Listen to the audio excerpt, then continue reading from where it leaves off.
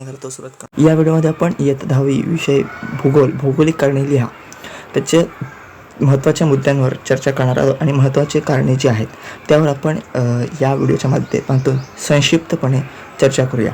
ठीक आहे. तुम्हाला तिसरं प्रकरण जे आहे ते प्राकृतिक रचना व जलप्रणाली इथपासून मी महत्त्वाचे प्रश्न द्यायला सुरुवात केली आहे.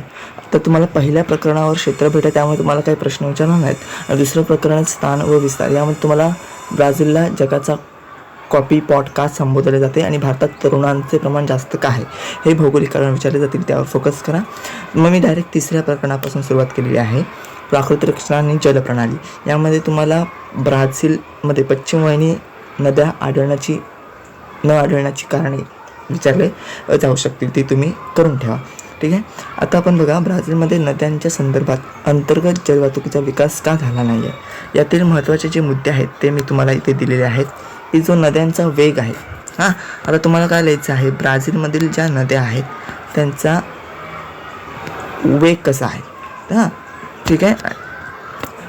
तर बघा ब्राझीलमधील ज्या अनेक नद्या डोंगरातून वाहतात त्यामुळे त्यांचा वेग जास्त असतो. इथे तुम्ही नकाशा काढून जे महत्त्वाची ठिकाणं आहेत दुर्गम भाग वगैरे कुठल्या भागात गाळाचे संचयन जास्त झालं आहे कुठला भाग दुर्गम आहे हे तुम्ही तिथे नकाशा काढून लिहू शकता. पहिल्या ह्याच्यात तुम्ही थोडक्यात लिहिलं आणि दुसऱ्या आणि मुद्द्यात सुद्धा लिहिलं आणि चौथ्या मुद्द्यात तुम्ही नकाशा काढला तर तुम्हाला पैकीचे मार्क मिळतात. ठीक आहे. नकाशा हा खूप महत्त्वाचा आहे. आवश्यक मी तुम्हाला सांगेल की इथे नकाशा आवश्यक आहे इथे नकाशा काढू नका. ठीक आहे. तिथे तुम्ही ते काळजीपूर्वक नकाशा काढायचा आहे जिथे मी सांगेल तिथे. आणि याच्यात चूक मोठी तुम्ही 4 पॉईंटमध्ये उत्तर लिहायचं आहे. तुम्ही पॅरेग्राफ पद्धतीने उत्तर लिहायचं नाही. प्रत्येक प्रश्नाचं उत्तर हे व्यवस्थित असलं पाहिजे मुद्देसूद असलं पाहिजे म्हणजेच पॉईंट वाईज असलं पाहिजे. कुठल्याही भौगोलिक चुका तिथे आणि पेपर प्रेझेंटेशनमधल्या चुका होता कामा नाहीत. ठीक आहे. आणि प्रत्येक मुद्द्याचं विश्लेषण पाहिजे. तर तिथे तुम्हाला भौगोलिक कारणामध्ये मुद्दे टाकायचे नाहीत. मी इथे तुम्हाला फक्त समजण्यासाठी हे मुद्दे महत्त्वाचे आहेत हे समजण्यासाठी मी इथे दिलेले आहेत. तुम्ही पॉईंट टाकून डायरेक्ट उत्तर लिहायला सुरुवात करायचं की ब्राझीलमध्ये अनेक नद्या डोंगरातून वाहतात त्यांचा वेग जास्त हे. ठीक आहे. आणि मग नकाशा काढायचे. इथे नकाशा मला इम्पॉर्टंट वाटतो आहे. ठीक आहे. तुम्ही काढू शकता. या 2 प्रश्न. ठीक आहे. आता बघा गाळांचे संचयन. आता गाळ जो असतो ना तो मुकाशी साठून राहतो. जे काही ज्या नद्या आहेत म्हणजे काय होतं पावसाने किंवा काही इतर नद्या वाहून येतात तेथे तो काय ते वाहत असताना जो गाळ असतो ते सुद्धा त्या वाहून आणतात आणि त्या मुखाशी एक गाळ आपल्याला मोठे आढळतात. दुर्गम भाग. आता दुर्गम भाग म्हणजे तिथे कुठल्याही साधन संपत्तीचा विकास झालेला नाही म्हणजे विकास असतो पण तो कमी प्रमाणात असतो जिथे मानवी वस्ती कमी असते कारण का विकास मुबलक प्रमाणात असतो. ठीक आहे. हे साधन संपत्ती तिथे मुबलक प्रमाणात उपलब्ध असते. आता लोकवस्ती दाट कुठे असते जेव्हा जिथे साधन संपत्ती योग्य असेल पाण्याची उपलब्धता असेल जिथे शेतीपूरक व्यवसाय असतील इतर व्यवसाय असतील तिथे काय असतील लोकसंख्येचे दाट वितरण असणार आहे. दुर्गम भागात काय दुर्गम भाग आहे त्याचा म्हणावा तसा विकास झाला नसणार आहे त्यामुळे तिथे काय असणार आहे मानवी वस्ती कमी असणार आहे हे एवढं लक्षात ठेवा. ठीक आहे. दाट वन आणि जिथे जास्त जंगले असल्यामुळे त्या भागात सगळा जो भाग आहे तो काय वनांनी व्यापलेला आहे. आता जंगलांऐवजी तिथे वन हा शब्द खूप इम्पॉर्टंट ठरतो. ठीक आहे. मग जो भाग आहे तिथे जास्त वन आहेत जमिनीचा प्रत्येक भाग हा वनाने व्यापला आहे त्यामुळे काय होतं मानवी वस्तीला चान्सच नाही आहे. आणि मानवी वस्ती ही मुबलक पाण्याची व्यवस्था ज्या काही नोकरीच्या संधी तिथे उपलब्ध आहेत त्या पाहूनच आणि परत अनुकूल परिस्थिती नैसर्गिक संसाधनांची उपलब्धता म्हणजे आता उंची पठार पर्वत मैदान ह्या ज्या काही रचना आहेत प्राकृतिक रचना त्याच पाहून वस्ती होते. आता जर समजा पर्वतीय प्रदेश जर असेल तर तिथे लोकसंख्या कमी असणार आहे कारण पाण्याची सुविधा नाही. एखाद्या भागात जंगले असतील ठीक आहे दाट वने असतील तिथे सुद्धा मानवी वस्ती कमी आढळणार आहे आढळेल पण कमी प्रमाणात आढळेल. मग जे दुर्गम भाग आहेत जिथे साधन संपत्तीचा विकास झाला नाही तिथे काय असणार आहे लोकसंख्या वस्ती कमी आहे. आता जलप्रपात आणि अशावेळी काय होणार आहे दुर्गम भागामध्ये व्यापार होणार नाही कुठल्याही प्रकारचा, म्हणजे कुठल्याही मार्गाने व्यापार होणार नाही, कारण रस्त्यांचा विकास झाला नसतो, जे बंदरं असतात त्यांचा विकास झाला नसतो, ठीक आहे, लोह मार्गांचा विकास झाला नसतो. त्यामुळे जलप्रपात, नद्यांच्या पात्रात अनेक ठिकाणी धबधबे असल्यामुळे सलग जलवाहतुकीत अडथळा निर्माण होतो. जर त्या जलवाहतुकी कशी पाहिजे, सलग पाहिजे.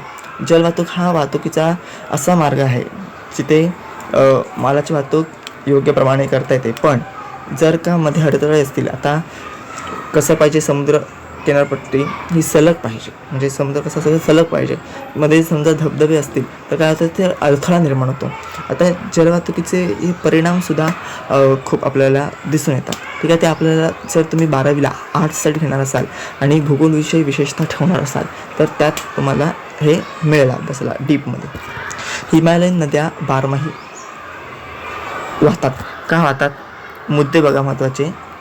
उगम नद्यांचा, उन्हाळा, ठीक आहे, पावसाळा, उन्हाळा, नंतर पावसाळ्याबद्दल दिलं आहे. इथे तुम्हाला नकाशा काढायची गरज नाही, ठीक आहे, तुम्ही त्या प्रश्नात नकाशा काढा. आता 2 स्रोत हे खूप महत्त्वाचे आहेत. आता हिम नदी जी आहे त्याचा उगम कुठे होतो? हिमालयातील हिम नद्यातून होतो, ठीक आहे. आता या उन्हाळ्यात तिथलं वातावरण कसं असतं, तर बर्फ वितळतो. जी उन्हाळ्यात आहे, आता उन्हाळ्यात काय होणार आहे, गोठण क्रिया होते, म्हणजे वितळण्याची क्रिया होते आणि नद्यांना सतत पाणी मिळत असते. त्यामुळे काय होतं, नद्यांना पाणी मिळते. जो बर्फ वितळतो त्याचं जे पाणी आहे ते नद्यांना जाऊन मिळते. मान्सून वाऱ्यामुळे मोठ्या प्रमाणात पाऊस पडतो. आपल्या भारतात मान्सून प्रणाली, हवामान प्रणाली आहे, त्यामुळे काय सॉरी तर आपल्या ह्याच्या तर काय होतं, मान्सून वाऱ्यामुळे मोठ्या प्रमाणात पाऊस पडतो. पावसाचे पाणी आणि बर्फाचे पाणी यामुळे काय होतं, 2 नद्यात आटत नाही. इथे 2 स्रोत उपलब्ध आहे. पावसाचं पाणीसुद्धा त्या नद्याला मिळतं आहे आणि बर्फ जो वितळला आहे त्याचं पाणीसुद्धा त्या नद्याला मिळतं आहे. त्यामुळे काय होतं, तिथे 12माही नद्या आहेत. या 12माही नद्या आहेत आणि काय होतं, या पाणी मिळाल्याने त्या नद्या सतत वाहत जातात, ठीक आहे. तुम्हाला त्रिभुज प्रदेश वगैरे आहे त्याचं पण टिप्पा लिहा विचारलं जाऊ शकतो. तुम्हाला मी महत्त्वाचे टिप्पा लिहा आणि सविस्तर उत्तरे लिहा डिस्क्रिप्शन बॉक्समध्ये देतो, ठीक आहे, काळजी करू नका. ईशान्य मान्सून वाऱ्यामुळेही भारतात पाऊस पडतो, ठीक आहे. आता मान्सून वाऱ्याबद्दल तुम्हाला माहिती द्यायची आहे. आता इथे तुम्ही नकाशा काढायची गरज नाही. इथे तुम्हाला वाटतं तरी नकाशा काही इम्पॉर्टंट नाही येते, तर पहिल्याच प्रश्नाला तरी मला नकाशा इम्पॉर्टंट वाटला. हे महत्त्वाचे मुद्दे आहेत. 3 मुद्द्यात याचं उत्तर संपतं. ठीक आहे, तुम्ही आपल्या शब्दात लिहायला गेला तर तुम्ही 4-5 मुद्देसुद्धा सहज व्यवस्थित लिहू शकता. फक्त तुम्ही ते प्रकरण व्यवस्थित समजून घ्यायचं आहे. आता हा जो परतीचा मान्सून आहे त्यामध्ये काय होतं, वारे जमिनीकडून समुद्राकडे वाहतात हिवाळ्यात विशेषतः. म्हणजे जे वारे आहेत ते जमिनीच्या भागापासून ते समुद्राकडे वाहत असतात. हे वारे बंगालच्या उपसागरातून वाहताना बाष्प शोषून घेतात. जे बाष्पाची जी क्रिया आहे ती शोषून घेतली जाते जेव्हा हे बंगालच्या उपसागरातून जातात, ठीक आहे. किनारपट्टी हा खूप महत्त्वाचा मुद्दा आहे, म्हणजे हे मुद्दे महत्त्वाचे आहेत. परतीचा मान्सून, बाष्प आणि किनारपट्टी. या किनारपट्टीमध्ये काय होतं, पाऊस पडतो आहे. भारताची पूर्व किनारपट्टी आहे त्याच्यामुळे काय होतं, विशेषतः पाऊस पडतो. उदाहरण दिले बघा, मी हे उदाहरण दिलं आहे आपल्या शब्दात, तामिळनाडू, ठीक आहे. तामिळनाडू तुम्ही, ठीक आहे, इतर म्हणजे त्या भागातल्याचं उदाहरण देऊ शकता, ठीक आहे. आता लोकसंख्या व लोकवस्ती आपण म्हणू याला. आता लोकसंख्या विरळ आहे, त्याचं वितरण जे आहे नदीच्या खोऱ्यात ते विरळ का आहे, ठीक आहे, याबद्दल आपल्याला द्यायचं. तुम्ही नकाशा या 2 प्रश्नात काढायचाच आहे. मॅप खूप महत्त्वाचा आहे या प्रश्नात. तुम्ही या प्रश्नात मॅप काढायचा, जे 4 मुद्दे आहेत ते लिहायचे व्यवस्थित. इथे मी फक्त तुम्हाला मुद्दे दिले आहेत, कीवर्ड्स दिले आहेत. तुम्ही त्याचा विस्तार करायचा आहे आपल्या शब्दात. आणि तुम्ही एकदा प्रकरण नीट समजून घेतलं कुठलंही तर त्याचा विस्तार आपल्याला करता येतो. आणि तुम्ही जर स्वतःच्या नोट्स काढत असाल तर काय होतं, आपल्याला त्याचा विस्तार करणं सहज सोपं होतं. त्यामुळे तुम्ही नोट्स काढायच्या, त्या पण अशा कीवर्ड्स लिहायचे नोट्सचे. आता उदाहरणार्थ एखाद्या ठिकाणी लोकसंख्या जास्त का असते, तुम्ही काय करता, सगळे असे खरडे कसे करतात, तर तसं नाही करा. मुद्देसूद लिहा किंवा संकल्पना चित्र करा. नोट्स काढा म्हणजे काय करा, संकल्पना चित्र करा. आता लोकसंख्या एखाद्यापेक्षा जास्त असल्याची कारणे, एक म्हणजे मुबलक साधन संपत्ती, पाण्याची उपलब्धता, असा कन्सेप्ट मॅप तुम्हाला दाखवतो कसं आहे ते. आता इथे नोट्स काढताय तुम्ही, समजा लोकसंख्या आणि वस्ती यावर. तर इथे आता समजा तुम्हाला लक्षात ठेवायचे एक पॅराग्राफ आहे. त्या पॅराग्राफमध्ये सांगितलेलं लोकवस्ती ही अशा ठिकाणी असते जिची मुबलक साधन संपत्ती असते. मग ती आहे पाण्याची उपलब्धता, हवामान, शेती व इतर साधन. तुम्ही काय करायचं, लिहित बसायचं नाही आणि त्याचं स्पष्टीकरण करत बसायचं नाही. ठीक आहे, ते आपल्या शब्दात करायचं. इथे लिहायचं लोकसंख्या जिथे दाट असते त्याची कारणे. ठीक आहे, मग ते असं संकल्पना चित्र करायचं. आणि जर तुम्हाला त्यात समज, आता समजा इथे आहे मी लिहिलं पाणी, मग ते इथून स्पष्ट ठरेल. त्याच्यात थोडक्यात कीवर्ड्स दिले त्याच्याबद्दल, मग तुम्ही त्याचा विस्तार करायचा आहे. हे असं लक्षात ठेवा, तुम्हाला सहज सोपा जाईल पेपर. आता प्राकृतिक हवामान तुम्ही करायचं, इथे ॲमेझॉन नदी तिथं जे खोरा आहे. ठीक आहे, तुम्ही ते नकाशात दाखवायचा. इथे गंगाचे खोरे, ॲमेझॉन नदीचे खोरे जे आहे, आता ते तुम्हाला 2 वेगवेगळे नकाशे काढायचे, एक भारत आणि ब्राझील. ठीक आहे, ते तुम्हाला दाखवायचं आहे. आता इथे जे हवामान आहे ते कसे आहे बघा, प्रतिकूल आहे, अतिवृष्टी आणि दमट हवामान. जर हवामान अनुकूल असेल, म्हणजे अति उष्ण पण नाही आणि अगदी थंड पण नाही, समशीतोष्ण असेल, तर ते काय असते, लोकसंख्या जरा आपल्याला जास्त दिसते. म्हणजे तिथे अनुकूल हवामान आहे, मानवी वस्तीला अनुकूल असं हवामान आहे. दाट वन, सदाहरित वृक्षवृत्तीय वनामुळे हा प्रदेश दुर्गम आहे. कारण ब्राझीलचे इथे सदाहरित वृक्षवृत्तीय वनं आढळतात आणि जिथे हे वनं आहेत तिथे तो भाग दुर्गम आहे. वाहतुकीचा अभाव, मी बोललो होतो, इथे एखाद्या प्रदेशावर वाहतूक, पाणी, शेती, नागरिकीकरण, औद्योगिकरण, शासनाची धोरणे हे सुद्धा महत्त्वपूर्ण फॅक्टर्स आहेत की त्या भागात लोकवस्ती वाढण्याची किंवा न वाढण्याची. ठीक आहे, आणि यामध्ये तुम्ही शासनाच्या ज्याही काही योजना असतील ना त्यासुद्धा लिहू शकता, तुम्हाला मार्क मिळतील.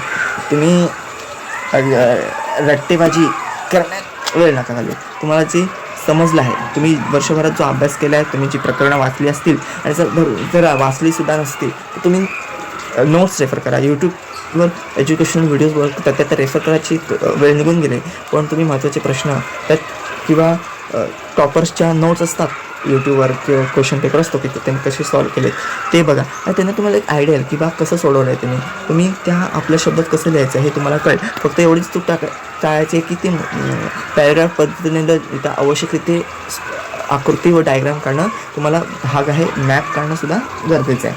तुम्ही ते आपल्या शब्दात लिहू शकता. टॉपर्सची क्वेश्चन पेपर बघा, त्यांनी कसे उत्तराची मांडणी कशी असते त्यांची, जर ते तुम्ही बघू शकता. यूट्यूबवर तुम्हाला सहज मिळतात क्वेश्चन पेपर, त्यांचे आन्सर, त्याची प्रेझेंटेशन कसं करायचं वगैरे वगैरे. ठीक आहे, आता वाहतुकीच्या सुविधा. आता वाहतुकीमुळे आता ये जा सुलभ होते आणि लोक जर एखाद्या ठिकाणी ये जा सुलभ असेल ते चेक करतात. म्हणजे लोक काय करतात, पहिली प्रायोरिटी किंवा पहिलं महत्त्व कशाला देतात, वाहतुकीला देतात की ये जा सुलभ आहे का, बाजारपेठ कुठे आहे, शाळा कुठे आहे, कॉलेजेस कुठे, ज्या अत्यावश्यक सुविधाचे जे केंद्र आहे ते कुठे आहे. आणि यासाठी काय असते, ये जा करण्यासाठी रस्ते मार्गांची आवश्यकता असते आणि यासाठी वाहतुकीची आवश्यकता असते. मग वाहतुकीमुळे काय होतं, ये जा सुलभ होते. एका ठिकाणून दुसऱ्या ठिकाणाची जी काय म्हणतात ते म्हणजे ये जा असते ती सुलभ होते. ये जा सुलभ होते, एका ठिकाणून दुसऱ्या ठिकाणी सहज जाता येते. म्हणून काय होतं, लोक काय करतात, वाहतुकी या ज्या प्रदेशात वाहतुकीचा विकास आहे अशाच क्षेत्रात प्राधान्य देतात.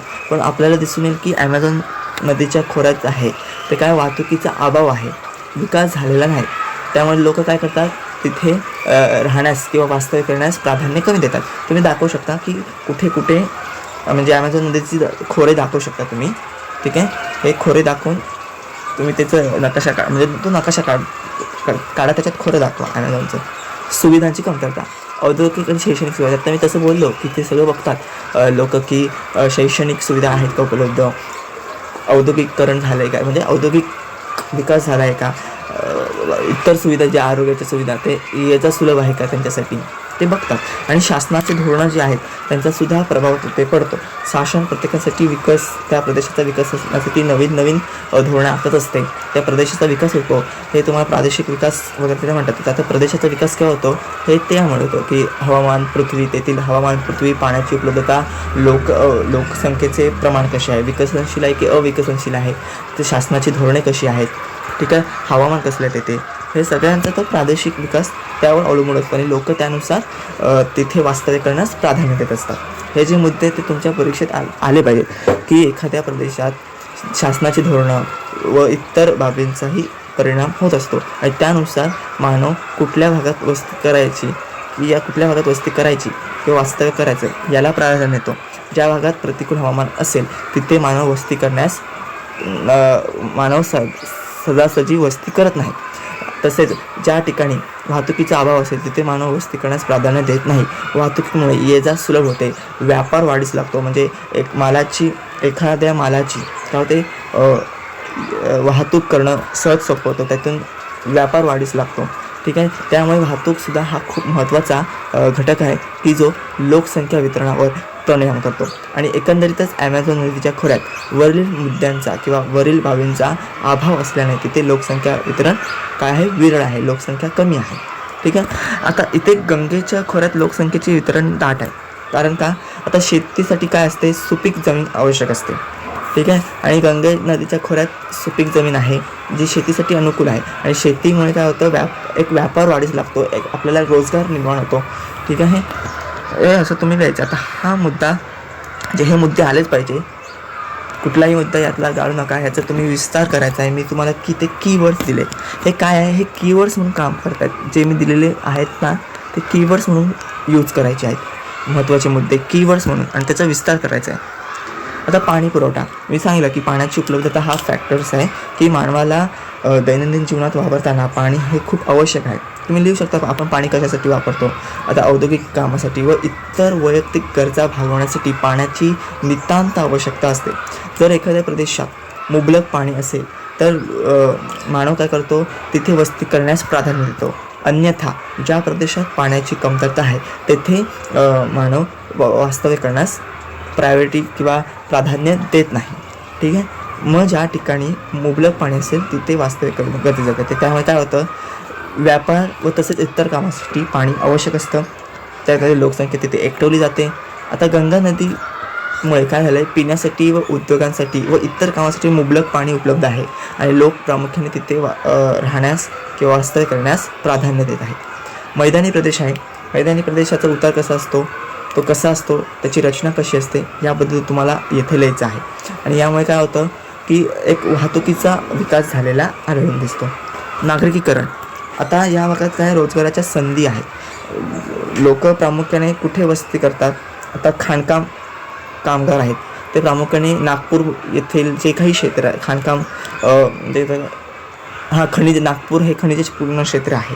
व तिथे खाणकाम जे कामगार आहेत त्यांच्या वस्त्या तुम्हाला आढळतील. कारण का, खाणकाम करणाऱ्यांच्या वस्त्या तिथे का आढळतील, औद्योगिकरण झाले आहे, त्यांना रोजगार मिळतो आहे, नवीन नवीन संधी अपॉर्च्युनिटीज त्यांना येत आहेत.